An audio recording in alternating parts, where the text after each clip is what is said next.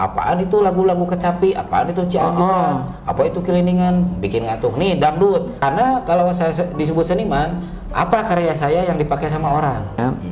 Banyak kabogohna. Oh betul. Tapi kenapa masih menjomblo ini?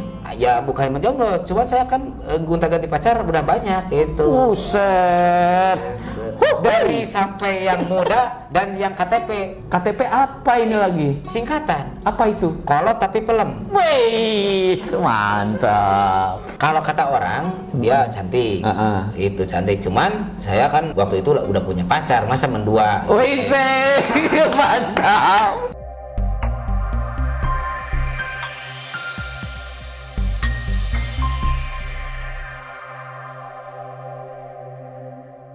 Sebelum lanjut nonton video ini, jangan lupa tekan tombol subscribe, nyalakan lonceng, like, dan share. Selamat menonton! Assalamualaikum warahmatullahi wabarakatuh. Ketemu lagi dengan saya, Sagi Mahmud, di Redaksi Bertanya. Dalam edisi kali ini, saya kedatangan seorang penggiat seni di Purwakarta. Beliau sudah hampir lebih dari 15 tahun. Semua kita tahu, dalam keadaan pandemi seperti ini, seniman banyak yang mati suri justru, tapi beliau masih giat berkarya. Beliau adalah Denny Sukmana. Musmana. Ya. Wah, apa kabar? Oke, Om Denny? baik. Baik. Sehat. Tadi nggak nyasar ya ke sini? Wah, langsung good morning dan Oh, Bung Denny ini adalah tunanetra, tetapi kiprah dia di seni sangat luar biasa. Saya panggil apa ini? Akang, Abah? Karena Kang Denny aja. Kang Denny aja. Ya. Kang Denny. Ya. Anda asli dari Purwakarta? Bukan. Bukan, dari Sumedang, Sumedang. Kabupaten Sumedang. Bisa nyasar ke Purwakarta? Oh, bisa nyasar ke Purwakarta. Ada dulunya ikut sama. Nah, itu bisa jadi untuk kalau bahasa Sunda kirata Denny atau singkatan Gede Jeung Nini. Oh. Gitu. Bisa lamun heureuna gitu kalau caranya ya. Iya. Kenapa saya pindah ke Purwakarta? Karena waktu dulu nenek saya berobat di Kabupaten Purwakarta. Saya temenin karena kan saya pingin sama nenek terus dari kecil sampai waktu itu. Ternyata dirasa-rasa betah di Purwakarta, enak gitu. Nah, saya ingin tanya Ya. masa kecil Anda dulu. Masa kecil? Masa kecil kurang bahagia gimana? Masa kecil di Sumedang ya? Oh, masa kecil terlalu di Sumedang. Di mana tepatnya itu? Tempat saya di Dusun Cilimus, kampungnya ya maksudnya Kampung Cilimus, Kecamatan Situraja, Desa Mekar Mulya. Kalau desanya Mekar Mulya, Kecamatan Situraja, Kampung Cilimus atau Dusun Cilimus. RT 2 itu. Anda dari kecil sampai dewasa di sana? Sampai usia berapa itu? Karena kan saya lahir usia kebetulan udah lupa saya, pokoknya lahir saya tanggal 27 Januari tahun 89. Berarti saya ke Purwakarta 2004 waktu ada tsunami kalau nggak salah. Oh, pas rame-rame tsunami. Iya. Ya, perlu diketahui bahwa Kang Denny ini beliau tidak pernah mengenyam pendidikan formal. Ya. Tetapi kita akan tanya terus bagaimana dia bisa menguasai seluruh alat kesenian Sunda. Nanti kita tanya ya. Siap. Dan Kang Denny, Ya. masa kecil Anda itu dengan nenek kan? Ya betul, sama nenek. Dengan nenek. Kemudian apakah dari nenek Anda atau orang tua dulu yang seniman? Kalau kebetulan dari keluarga banyak praktisi seni, termasuk om saya, Uci Sanusi, jadi kasih Pro 4 RRI. Gitu. Termasuk yang ada di, kalau dulu namanya ASTI, kalau sekarang ISBI. Banyak tante saya, om saya, alumni sana. Jadi kalau untuk praktisi seni, saya terdorong sama tante dan om saya gitu, bersama Uwa gitu. Berarti Anda dari kecil sudah kenal panggung dong kalau gitu? Ya suka ikutan, minimal saya ngecrek dulu gitu, main tamborin di panggung. Ya tiduran lah ikutan gitu. Ikut makan panggung nama gitu. Oh ya, ya itu nggak usah ditanyain nanti. Kemudian Anda bisa terjun ke seni Sunda ini, justru katanya Anda justru tidak suka pada seni Sunda. Betul. Karena saya dulu sampai meledek, apaan itu lagu-lagu kecapi, apaan itu cianjuran, apa itu keliningan, bikin ngantuk. Nih dangdut. Karena saya kan dulu suka nyanyi di hajat, itu namanya Denny Irama. Kenapa saya Denny Irama? Karena kan saya suka lagu-lagu Rhoma Irama gitu. Makanya dari dulu saya main tamborin, main kendang, kendangnya kendang dangdut dulu. Masih ingat nggak lagu yang suka dibawain lagu Rhoma Irama? Kalau saya masih ingat, ya itu lagu terpaksa gitu. Dan lagu Rhoma itu Mira Santika kalau dulu. Mira Santika. Iya. Tetapi dari semua lagu Rhoma Irama apa yang paling kesan? Paling berkesan saya lagunya Ani. Gitu. Kenapa? Karena ada kisah sendiri? Ada kisah tersendiri. Aiza. Nggak nyangka. Ya. Karena kebetulan pacar saya Ani dulu. Waktu di Sumedang. Gitu. Sekarang udah jadi istri orang? Istri orang. Makanya badan kurus kering itu ditinggal kawin terus gitu. Oke lah, jangan ngomongin penderitaan dulu. Sekarang kenapa kemudian Anda jadi suka seni Sunda? Nah, saya nggak tahu ya, karena ada dua pilihan dulu. Saya main ke salah satu rumah praktisi seni. Waktu itu teh main-main, Ki namanya ya kan, kayak itu namanya apa? Ini kecapi. Ini namanya tarompet, kalau ini namanya gambang. Saya teh mau belajar boleh, kata kakek saya, boleh gitu. Kebetulan saya belajar sama Aki Mamat di Sumedang. Beliau praktisi seni, suka acara mulok muatan lokal di sekolah-sekolah, jadi sering dipanggil. Dan kalau saya dulu pernah diledek karena saya begini ya, dulu ada dua pilihan sama orang tua, terutama sama bapak saya. Kamu mau beli gitar apa mau beli kecapi? Pertama saya pikir dulu, kalau gitar udah banyak yang bisa gitu. Cuman kecapi jarang gitu. Nah, saya pilih kecapi aja, beli gitu. Walaupun jelek, second gitu dulu gitu. Beli saya kecapi gitu. Waktu pertama dibelikan itu bagaimana sebenarnya perasaannya? Ya perasaan saya bisa nggak ya main ini? Saya bisa nggak ya? Oh, belum bisa waktu itu? Belum. Belum punya dasar sama sekali.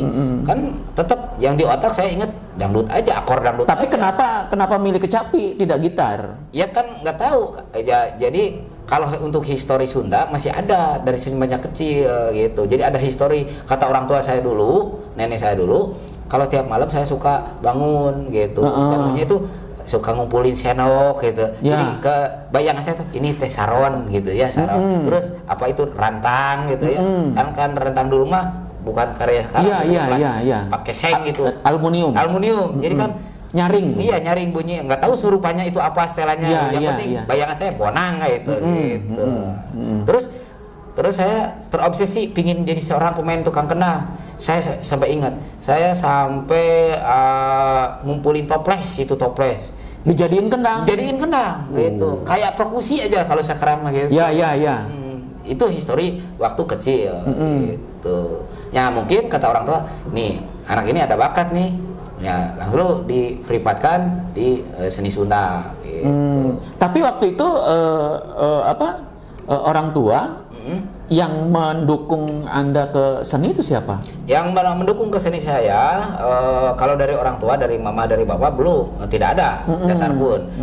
Kebetulan uang saya sebagai alumni dari ISBI atau STSI dulu. Nah, sampai dibeliin kendang gitu. Sampai dari rebab pun saya dibeliin.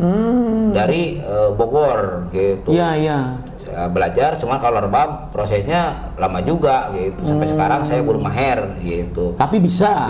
Cuman yang pertama saya bisa dulu kendang. Kalau kendang saya mengakui nggak ada gurunya. Siapa guru kendang saya gitu. Gitu. Cuma saya mendengar dari kaset, dari orang-orang gaya kendang si ini, gaya kendang sini, lalu dijiplak sama saya. Gitu. Oh gitu. Kemudian kalau kemudian setelah waktu kecil kan, kemudian memilih kecapi. Iya. Nah, Kemudian setelah kecapi Anda belajar apa lagi tuh? Belajar suling. Suling. Nah, kalau suling sama kecapi berbarengan. Oh. Gitu. Karena untuk menyesuaikan nada. Gitu. Jadi ada apa itu berbarengan pokoknya gitu belinya gitu. Cuman beli satu dulu gitu. Itu tertariknya itu karena mendengar suaranya atau memang ada sejarahnya ini sehingga memilih kecapi dan suling kemudian? Ya nggak tahu saya juga ya. Pokoknya hati itu udah belok aja ke seni Sunda gitu. Mungkin dari pergaulan kan gitu. Bagaimanapun pergaulan harus diakui. Kita mau bergaul sama ini pasti kedepannya pasti jadi gini. Ya. Kebetulan di kalangan keluarga saya banyak praktisi seni. Jadi mungkin kalau bahasa Sundanya makan minum hasil dari ladang seni. Suka dari dikasih sama uang, mungkin uangnya dikasih sama saya jajan gitu. Jadi sering ikutan di panggung gitu. Anda waktu kecil itu suka ngumpul nggak sih sama teman-teman sebaya kayak gitu? Kalau ngumpul sama teman sebaya jarang. Saya mah dari kecil ngumpulnya sama orang-orang seusia di atas saya. Dari kecil itu teh sampai sekarang. Saya mah kalau sama yang sebaya tuh jarang berkumpul gitu. Kalau sama yang lebih di atas usianya saya bangga sekali. Kenapa? Ketika saya nggak punya udut bisa minta gitu. Gitu. Anda sudah merokok dari kecil? Kalau merokok bisa bebas itu di Purwakarta karena udah mencari uang sendiri gitu. Makanya untuk anak-anak muda kalau belum bisa mencari uang mah janganlah, takutnya nanti ada apa-apa. Udah nyandu mah kerasa sama saya nggak punya uang teh pusing sama kepala gitu. Oke. Tadi masa kecil Anda lalui dengan tetapi Anda tidak ingin bersekolah waktu itu? Itu dikarenakan gini ya, kan sekolah di Bandung kan jauh. Jadi kata nenek saya, emang di Sumedang belum ada SLB gitu? Kalau zaman dulu saya mungkin saya kurang informasi, katanya ada tapi jauh. Iya. Gitu. Jadi Malang kalau. Jadi pertimbangannya siapa yang nganterin, siapa yang jemput gitu ya? Betul. Iya. Kalau dulu kan nggak ada Grab gitu. Iya. Oke. Kemudian Anda mahir kan semua alat-alat? Mahir pun enggak, tapi bisa gitu. Saya belum bisa mengatakan saya mahir, cuman bisa aja gitu. Kenapa tidak mau disebut seniman? Karena kalau saya disebut seniman, apa karya saya yang dipakai sama orang gitu. Bahkan kan saya yang saya tahu kalau seniman itu saya dengar dari orang-orang yang lebih senior sama saya, yang namanya seniman itu karyanya dipakai sama orang abadi selamanya. Dia udah masuk seniman. Makanya saya pilih praktisi seni aja gitu. Sebagai praktisinya saja gitu. Pekerja seni aja gitu. Ya. Kemudian sekarang gini, dari Sumedang kemudian ke Purwakarta. Waktu itu karena nenek berobatnya ke Purwakarta. Dan pindahlah ke Purwakarta. Oke. Ya. Nenek waktu itu emang apa sakitnya? Kalau ya sakit orang tua dulu, ya asam urat yang itulah udah menahun sakitnya. Cuman mencoba di Purwakarta.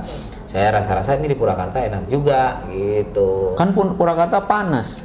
Iya, kalau dulu adaptasi, kalau sekarang kan udah biasa lagi. Nggak tahu, pokoknya hati saya betah aja di Purwakarta gitu. Atau memang karena ada kepincut sama orang Purwakarta jangan-jangan? Saya belum kenal sama orang Purwakarta. Cuman di sini ada saudara saya juga sama dari Sumedang, termasuk om saya juga, Pak Yusman Kamal. Oke. Jadi pertama datang ke Purwakarta ke Pak Yusman dulu. Betul. Harus diakui. Yang mengenalkan namanya Denny di Purwakarta itu Pak Yusman Kamal. Gitu. Masih saudara itu tuh? Ya, saudara. Gitu. Oke. Nah, setelah kemudian sampai ke Purwakarta, kemudian menetap di Purwakarta. Sama nenek juga? Enggak, sama orang tua di sini. Oh, sama orang tua. Ya, gitu. Oh. Bahkan kan sehari kalau pulang ke Sumedang nenek suka nangis kenapa kalau dari kecil di sini ya kata saya pingin perkembangan karena kan di sini lapaknya udah terlalu penuh. Praktisi sini di Sumedang udah banyak lah pemain-pemainnya seperti profesi sama saya gitu. Makanya saya coba pindah ke Purwakarta. Gitu. Kalau sebenarnya oke, itu nanti aja. Ya. Yang ingin saya tanyakan, kenapa kemudian punya feeling gitu bahwa tempat saya di Purwakarta nih? Nggak tahu, pokoknya dalam hati tersirat saya bukan nggak mau balik gitu ya. Betah aja di Purwakarta, udah merasa. Jadi ada pokoknya kalau di Sumedang itu teman-teman saya terbatas, Oke. Teman-teman saya, cuman kan seruang lingkup di kecamatan aja. Kalau di Purwakarta saya bisa ke pelosok-pelosok Purwakarta, bisa ke ini ke sana kemari, banyak teman gitu. Dari Sumedang ke Purwakarta, kemudian menetap di Purwakarta.